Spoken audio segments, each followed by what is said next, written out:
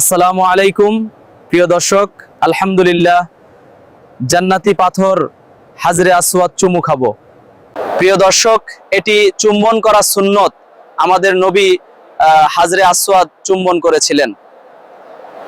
হাজরে আসওয়াদ ইসলামের ইতিহাসের এক বরকতময় ও পবিত্র নিদর্শন।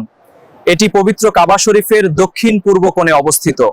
হাজরে আসওয়াদ আরবি শব্দ, যার অর্থ হলো কালো পাথর। আমাদের নবী বলেছেন এটি জান্নাতি পাথর। ইব্রাহিম এবং তার পুত্র ইসমাইল আলাইহিস সালাম যখন কাবা ঘর নির্মাণ করছিলেন, তখন এই কোণ শূন্য ছিল।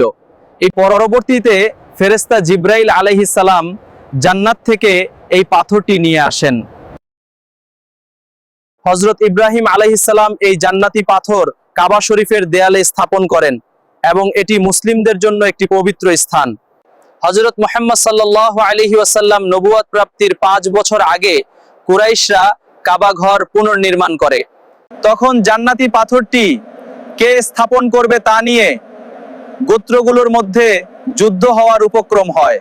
পরবর্তীতে আমাদের নবী হযরত মুহাম্মদ সাল্লাল্লাহু আলাইহি ওয়াসাল্লাম এই সমস্যার সমাধান করেন। তখন তিনি একটি চাদরের ওপর পাথরটি রেখে সব গোত্রের নেতাদের চাদরের কোণ ধরতে বলেন। তারপর আমাদের নবী নিজেই জান্নাতি পাথরটি কাবা শরীফের যথাযোগ্য স্থানে স্থাপন করেন। প্রিয় দর্শক, আমাদের ভিডিওটি ভালো লাগলে অবশ্যই লাইক, কমেন্ট এবং সাবস্ক্রাইব করবেন। ধন্যবাদ সবাইকে।